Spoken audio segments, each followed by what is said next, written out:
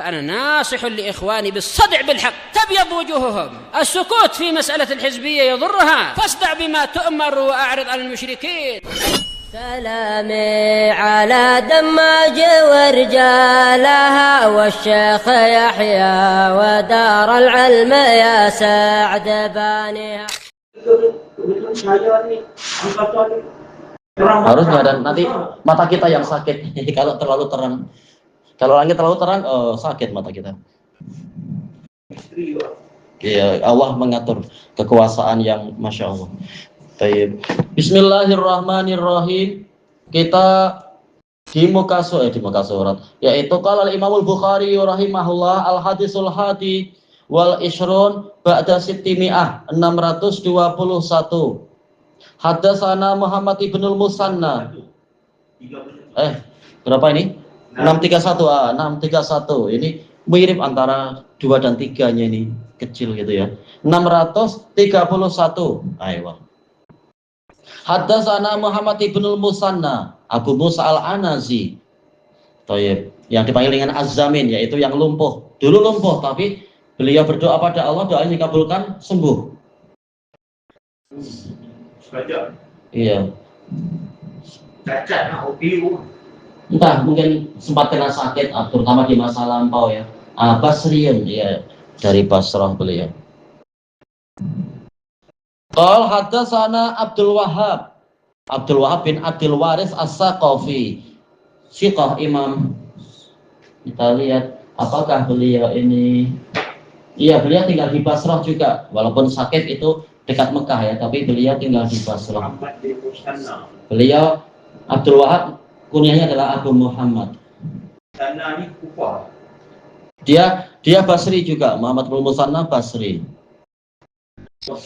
Iya. Qal haddatsana Ayyub. Ini telah kita lewati di sanad yang sebelumnya, beberapa waktu yang lalu. Ayyub di sini adalah Abu Bakar Ayyub bin Abi Tamimah As-Sakhtiyani Al-Basri, Imam Siqah Sunni, faqih. An Abi Qilabah yang kita lewati di hadis sebelumnya itu. Dan isi hadisnya sih hampir sama tapi lebih lengkap. Abu Qilabah Abdullah bin Zaid Al-Jarmi Al-Basri, ini Basrah juga. Qal haddatsana Malik, yaitu Malik ibnul Huwairis yang tinggal di Basrah juga. Iya, tinggal di Basrah. Abu Sulaiman. Apa isi ceritanya kali ini? Nah, ceritanya lebih panjang. Qal ataina ilan nabiyyi sallallahu alaihi wasallam. Kami datang dari Bani Lais kepada Nabi sallallahu alaihi wasallam, wa nahnu syababatun mutaqaribun. Kami adalah para pemuda yang umurnya berdekatan. Para pemuda mengadakan perjalanan ke Masjid Nabawi, belajar kepada Nabi. Fa'aqamna indahu isrina yauman wa lailah. Kami tinggal di dekat beliau 20 hari 20 malam. Tidur di masjid Nabi? Iya, mayoritas terkenalnya ya tidur di beranda masjid itu ya. Boleh tidur di dalam, boleh. Thayyib. Dan sebagian ulama mengatakan ini menjadi apa? Menjadi dasar bahwasanya kalau asrama laki-laki itu ada. Kalau perempuan tidak disyariatkan punya asrama terpisah dari mahramnya sekian hari, sekian bulan atau apa. Kalau laki-laki ma'ruf dalilnya. Mana tidur bergelantangan? Ya, pandai-pandai bawa bekal-bekal, bawa apa, kain-kain. Mana di lantai itu tanah tu diletakkan mungkin tikar-tikar. Iya, diusahakan. Orang kaya mungkin membantu sedikit dan sebagainya agar ada tikar, ada apa, biar taklah terlalu dingin. Kalau sedang musim dingin misalkan di Madinah, kasihan, atau angin banyak, kasihan. Perjuangan. Qal wa kana Rasulullah sallallahu alaihi wasallam rahiman ratiqa. Rasulullah sallallahu alaihi wasallam itu sangat penyayang dan berhati lembut. Falamma dhanna anna qad ishtahaina ahlana, tatkala beliau menyangka bahwasanya kami telah ingin jumpa keluarga kami lagi, ya rindu balik, rindu kampung. Au qad ishtaqna, Atau kami rindu memang.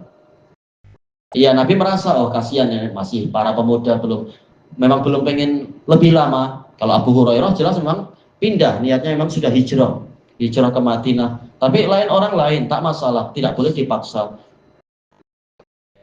Baik.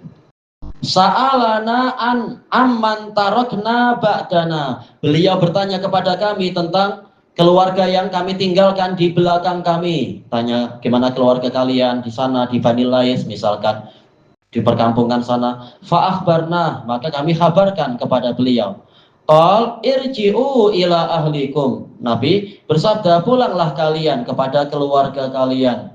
Fa'aqimu fihim, maka tinggallah kalian di tengah-tengah mereka. Wa'allimuhum, ajari mereka. Iya, Nabi menyuruh menyampaikan apa saja yang telah mereka dapatkan selama 20 hari ini. Entah 20 hari, seharinya dapat berapa hadis atau belajar berapa ayat Quran, ilmu. Walaupun belum sampai bertahun-tahun, tak apa. Nabi menyuruh untuk mengajar. Ajarkan apa yang telah kalian dapatkan dari pelajaran-pelajaran itu. Insya Allah diberkahi ilmunya. Baik.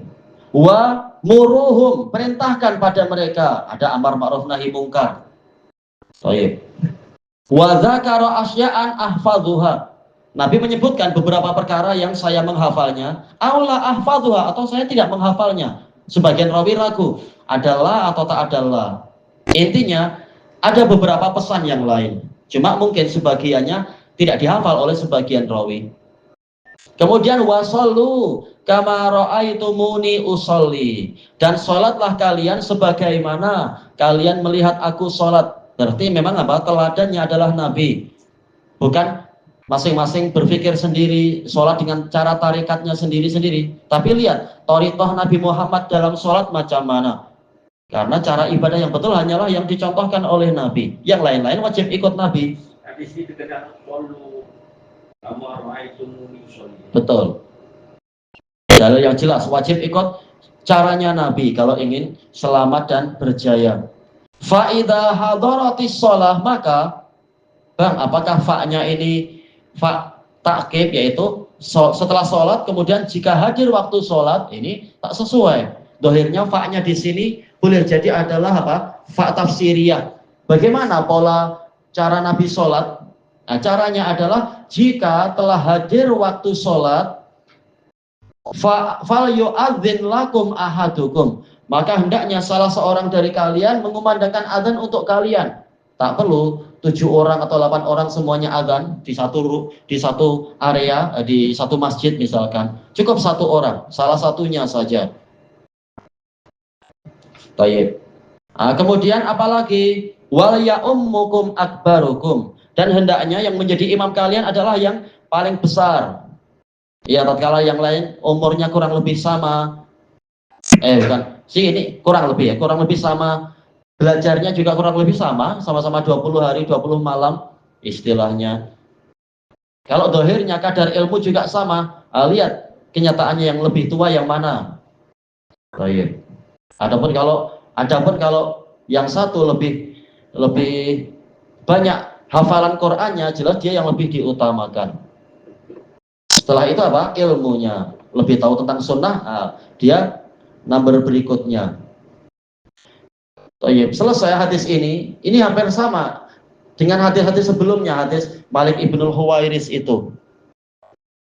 Kita baca sedikit lagi ya, karena pendek aja ini hadis berikutnya. Al hadisus sani wassalasun ba'da sittimi'ah 632. Haddatsana Musaddad, ini ma'ruf, Abdul Hasan Musaddad ibnu Musarhad al-Basri. Qal akhbarana Yahya, ma'ruf, guru beliau Yahya bin Sa'id al-Qattan, Abu Sa'id al-Basri. Berarti yang atas tadi semuanya Basriun. Kalau yang ini kita lihat an Ubaidillah ibni Umar. Oh, lain. Ubaidullah bin Umar, beliau adalah Madani. Ubaidullah bin Umar al-Umari, beliau adalah Madinah, jelas bukan Basrah lagi. Kunyah beliau adalah Abu Utsman. Kemudian qal haddatsani Nafi', Abu Abdullah Asbatun Nasfi ibni Umar, murid terbaik Ibnu Umar. Ubaidullah bin Umar, murid terbaik dari Nafi'. Bersama Imam Malik Dua-duanya adalah murid terbaiknya Nafi'. Memberi manfaat. Iya, pemberi manfaat. Sekarang Nafi' bercerita tentang gurunya. Adzana Ibnu Umar. Ibnu Umar pernah mengumandangkan adzan fi lailatin baridah, di malam yang dingin, bi Dojnan. Dojnan ini nama gunung. Mungkin sedang ada perjalanan naik gunung. Dojnan ini jaraknya kurang lebih adalah 23 mil dari Makkah. Dia ada di antara, yaitu di perjalanan Makkah ke Madinah. Nanti ada gunung Dojnan. Tak tahu di sebelah yang gunung yang seperti apa. Kata Al-Hafidh, ya jaraknya kurang lebih 23 mil. Iya ya. Cuma zaman dulu ya. Iya, zaman dulu naik kuda, naik pedati. Summatol, kemudian beliau berkata dalam adzannya itu, shollu fi rihalikum, sholatlah di rihal, boleh diartikan rumah bagi orang yang di rumah. Boleh rihal adalah yaitu di tempat tambatan kendaraan bagi orang yang safar. Sholat di rihal, tak perlu pergi jauh-jauh, sudah kendaraan ditambatkan di mana? Di tempat yang teduh biar tidak terkena hujan misalkan. Ya sudah, engkau sholat di situ aja. Tidur atas apa nih, unta ataupun di bawah unta? Tinggal pandai-pandai mengaturnya. Tapi jumhur ulama mengatakan kalau sholatnya jangan di dekat unta, karena hadisnya ma'ruf melarang untuk sholat di tempat mendekamnya unta. Boleh jadi karena sebagian riwayat adalah apa? Unta tercipta dari jin. Khawatirnya nanti jinnya tak suka atau karakternya itu tak suka dengan sholat sehingga nanti menyipak. Nah, ini yang menjadi ilah sebagian ulama mengatakan unta itu cenderung sombong. Ma'ruf hadis Abi Hurairah itu. Nah, kalau kita sholat dekat-dekat, jangan-jangan kita sedang sujud, kena sipak sama dia, masalah. Nah, jadi pandai-pandai mengatur. Tapi tak perlu sampai pergi ke masjid kalau situasinya sedang anginnya sangat kencang, sangat kuat. Nanti jatuh sakit atau apa. Sholat aja di rumah atau di tempat penambatan kendaraan situ, di dekat-dekat situ. Iya betul. Makanya kalau kita makan daging unta, Nabi mewajibkan untuk apa? Berwudu, karena ini membatalkan wudu. Kemudian kata beliau, wa akhbarona, mungkin setelah adzan beliau berkata kepada para murid. Jadi tidak sekedar ini ra'yu saya, tapi menyebutkan kenapa adzan saya seperti ini. Beliau mengkhabarkan kepada kami anna Rasulullah sallallahu alaihi wasallam kana ya'muru muadzinan yu'adzin. Rasulullah sallallahu alaihi wasallam biasa menyuruh seorang muadzin mengumandangkan azan, summa yaqulu ala isri. Kemudian Nabi bersabda menyusuli azan orang ini, yaitu apa? Agar muadzin berkata setelah selesai azan dia, ala shollu fir rihal. Setelah azan secara sempurna baca shollu fir rihal. Cara yang kedua adalah hayya ala sholah ditukar dengan shollu fir rihal atau shollu fi buyutikum. Ada beberapa kalimat tak masalah.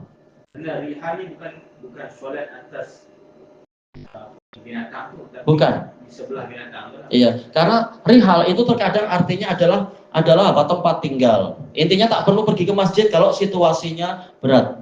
Nah, di situ-situ aja. Tayyib. Kata beliau, fil lailatil baridah, di malam yang dingin. Awil matirah, atau malam yang banyak hujan. Fis safar. Ketika itu Nabi sedang dalam situasi safar. Bagaimana dengan dengan yang tidak safar? Tak masalah. Semuanya hukumnya sama. Sebagaimana di dalam kitab Jami'us Shahih Syekh Al-Wadi'i nanti ada pembahasan tentang itu. Adzan yang di situ di Madinah pun dikumandangkan kalimat la haraj untuk orang yang tidak keluar ke masjid karena cuaca sangat dingin. Menunjukkan safar ini bukan satu-satunya sebab. Tayyib. Ilahuna wallahu a'lam. Yaitu walaupun tidak safar, kalau cuacanya sedang tidak baik, boleh kita sholat di rumah. Oh iya. Dengan berjemaah dengan keluarga. Iya, jemaah dengan keluarga baik daripada sendirian. Subhanakallahumma wa bihamdika la ilaha illa anta astaghfiruka wa atubu ilaik. Alhamdulillahirabbil alamin. Jazakumullah khairan.